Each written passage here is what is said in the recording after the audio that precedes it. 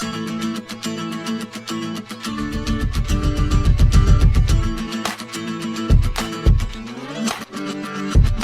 guys, good morning. This is Melissa Baradero ng Mitsubishi Picabad Santos. Welcome to my YouTube channel, Melissa Baradero, ang Ilongga yung agent.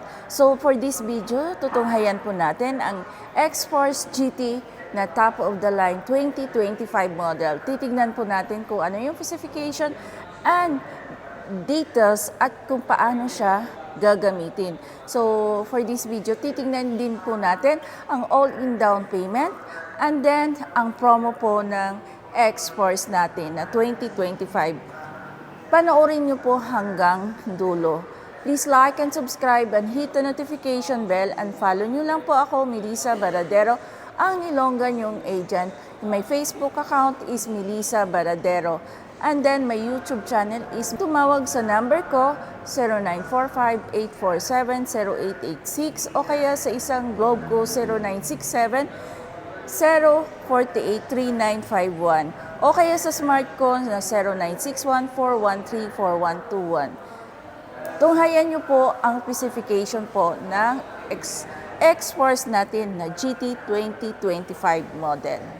Sa natin sa grill, new design na siya na Generation Dynamic Shell Design. Ang benefit niya, tougher appearance, engine performance, efficiency due to its front grille design for more clearance to allow air to enter. The front grille and bumper of the X-Force has a bolder design which complements to the integrated dynamic shell design for a tougher appearance and strong-looking instance to stand out from other competitors in its class. Ang front light naman natin, naka-LED na ang DRL, position lamps, turn lamps, and LED headlights, and then at the same time, an LED na rin ang fog lamps. Add style and character to the vehicle, and it also provides better visibility day and night for a safety driving. Dito naman tayo sa engine. So, ang engine niya is 1.5 liter Mavic 4-in-line, double overhead cam, 16-valve gasoline Euro 4. Maximum power niya is 104.5 horsepower at 6,000 RPM. Maximum torque niya is 141 Newton meter at 4,000 RPM. Fuel tank capacity niya is 43 liter. Dito naman tayo sa tires. So, 18 inches wheels and 225/50 are 18 tires. 18 inches two-tone alloy wheels gives a robust impression on the vehicle. Ang spare wheels niya is 18 inches donut type. Ang turning radius niya is 5.2 meter. Suspension niya is MacPherson strut coil spring with shock absorber and stabilizer bar. Ang torsion beam niya with coil spring with shock absorber. Naka-keyless operation system tayo or push button. Dito naman tayo sa driver side na door. So, ito po yung sa driver side. So, naka-install na po tayo yung button ng mga windows natin. So, ito po is naka-two-tone na rin. Yung natin, naka-silver accent with black accent po. So, ito po yung natin, sounds natin, naka-Yamaha na po tayo sounds.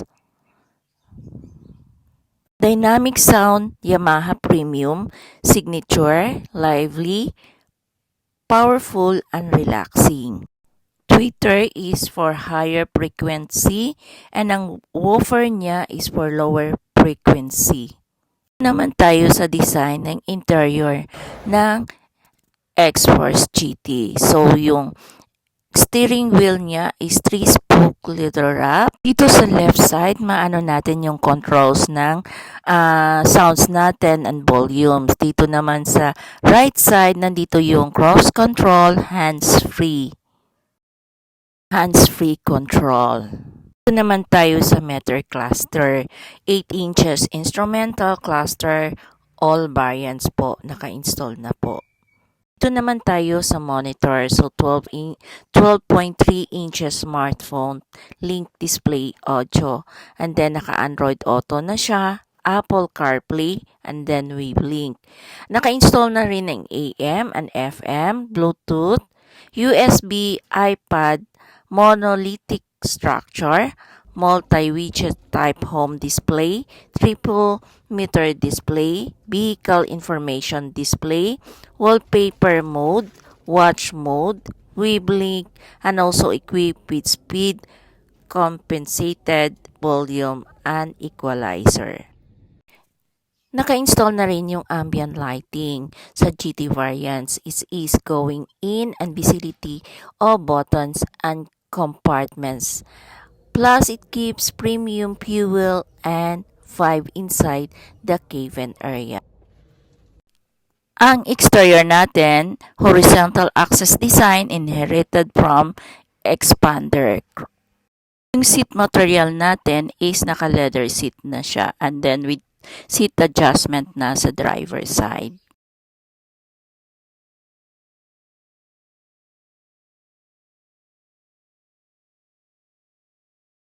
Naka-install na rin ang control console box with collar na 600 ml. Pwede siyang magkasya yung 4 bottles dito.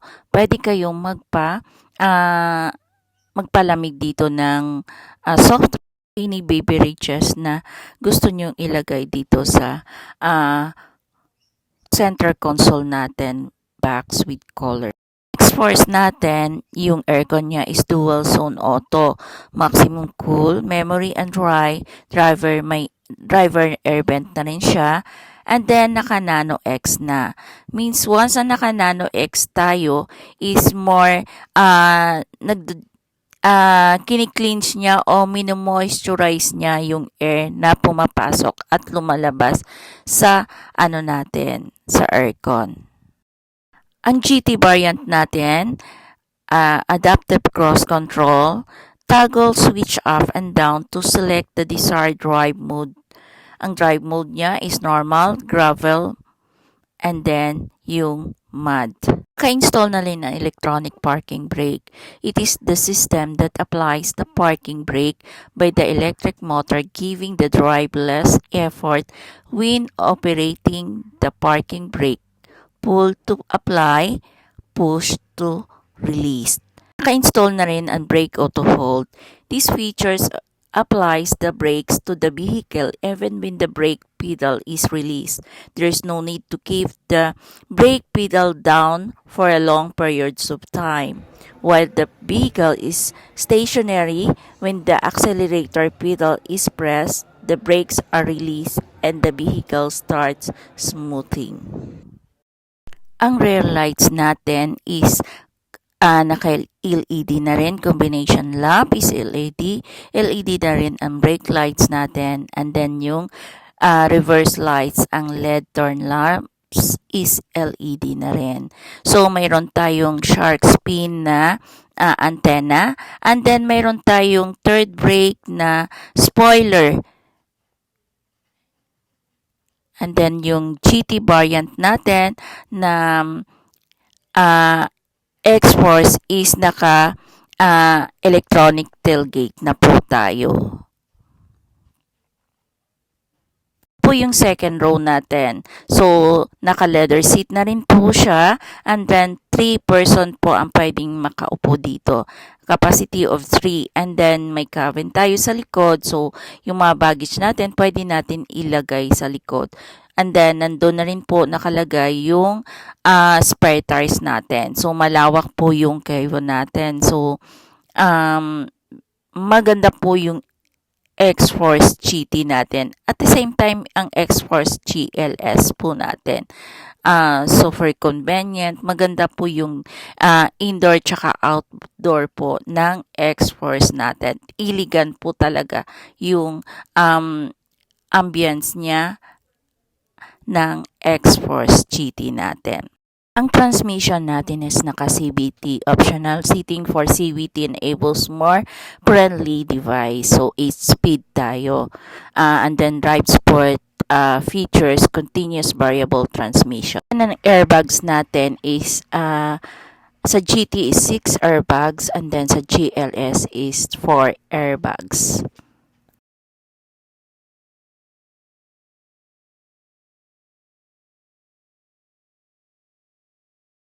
Ang glove box po natin is wide po. Marami po tayong malalagay dito sa glove box natin.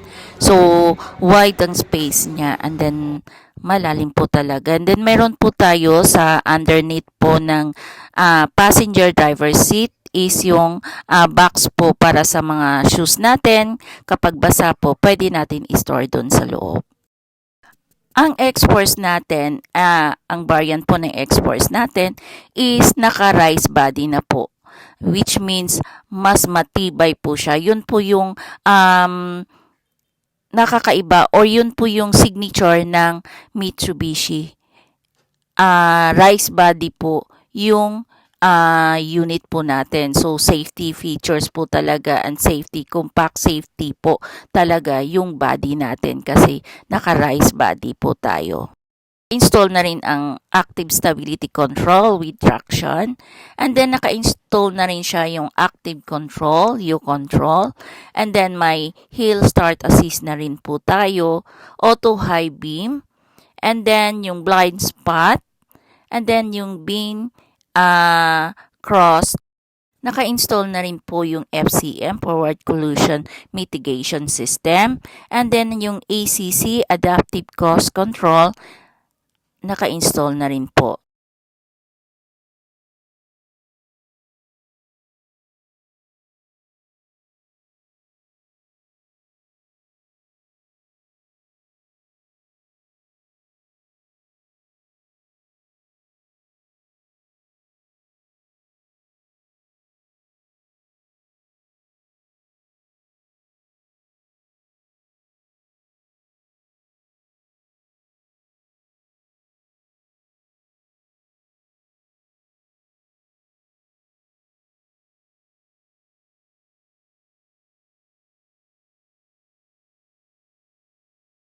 Huwag niyo pong kalimutan, like and subscribe and hit the notification bell. And follow niyo lang po ako, Melissa Baradero, ang Ilonggan yung agent. Nandito po ako para tulungan ko po kayo sa application natin at makakuha ng X-Force o ibang unit po ng Mitsubishi. Please like lang po and subscribe. Huwag niyo pong kalimutan, Melissa Baradero, ang Ilonggan yung agent. Nandito po ako ngayon na nagsasabing Happy New Year po sa ating lahat and God bless po. Maraming salamat and sana po wag po kayong parating niyo pong tangkilikin ang video ko at panoorin. Maraming salamat po sa lahat ng mga subscriber ko and Happy New Year po. Have a nice day and God bless po. Bye!